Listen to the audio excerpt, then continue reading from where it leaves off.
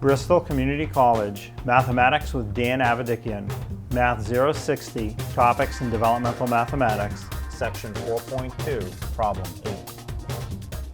This is Section 4.2, Problem 8. It says, find the ratio of the corresponding sides of the given similar triangles. So it's saying that these are similar. What's the ratio of the sides? So it really shouldn't matter which ones you match up as long as they're corresponding. So you could do the long diagonal to the long diagonal, you could do the upright to the upright, or the horizontal to the horizontal. We should get the same answer either way. I'll pick the diagonal ones.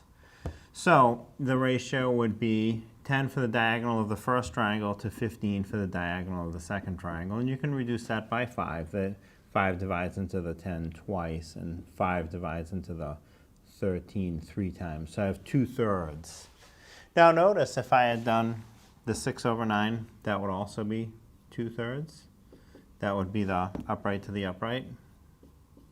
Or if I did the vertical to the, the horizontal to the horizontal, it'd be 8 to 12, which can reduce by 4 also to 2/3. So it doesn't matter which pair you pick, the ratios should come out the same.